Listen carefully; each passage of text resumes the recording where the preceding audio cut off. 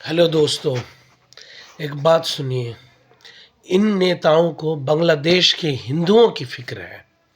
अपने देश में हिंदू जल रहे हैं और मर रहे हैं, उनकी फिक्र नहीं। क्योंकि इन्हें यहाँ के हिंदू की फिक्र इसलिए नहीं है कि यहाँ के हिंदुओं से कुछ मिलने वाला नहीं है। बांग्लादेश के हिंदुओं से इनको सिंपैथी वोट मिलेगा। अपने ही उत्तर प्रदेश में एक हिंदू को हिंदुओं ने ही जला दिया। बताओ, बॉम्ब लिंचिंग में बहुत जगह हिंदुओं को मार दिया गया। बीच में देखा गया कि तमिलनाडु की तरफ जो है एक हिंदू शख्स को सिर्फ बंगला बोलने की वजह से मार दिया गया।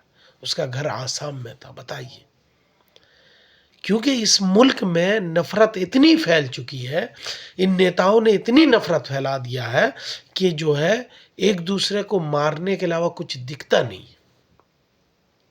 कितनी तकलीफ होती होगी उस बच्चे की माँ पे, क्या गुजरी होगी, उसके भाई बहन पे क्या गुजरी होगी। इन नेताओं को फिर भी शर्म नहीं आता, बेशर्मों की तरह हिंदू मुसलमान की बात करते हैं। और जो है इस देश में एक 14 साल के बच्चे पे एफआईआर हुआ, उसने सिर्फ किताब दिखाया था, किताब। और मैं भी कहता हूं, मैं किताब दिखाऊंगा, हम पढ़ेंगे।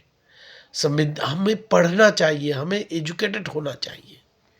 हम एजुकेटेड नहीं है तब ना हमारे माइंड को माइंड वॉश किया जाता है इन नेताओं के बदौलत। एक 14 साल के बच्चे ने पढ़ लिख के इनसे सवाल किया तो इन्होंने उस बच्चे को जेल में भेजने के लिए इंतजाम कर दिया।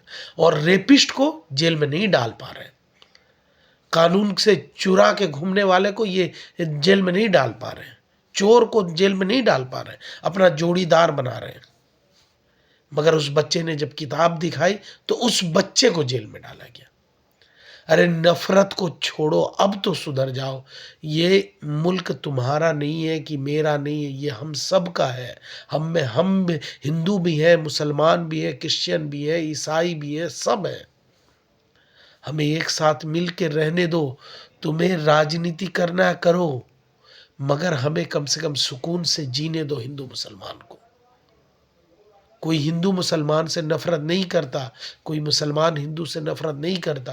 तुम्हारे भाषणों की वजह से कुछ बच्चे जो है, जिन्हें समझदारी की कमी है, वो आज गलत रास्ते पे जा रहे हैं। तुम्हें शर्म आनी चाहिए। एक देश के पॉलिटिशियन होकर तुम लोग जो है ना देश को बर्बाद कर रहे हो। मेरी बात किसी को तकलीफ हुई तो मैं माफ़ी चाहूँगा, लेकिन बात सच्ची है। और जो भाई देख रहे हैं मेरे चैनल को सब्सक्राइब करें और मुझे सपोर्ट करें।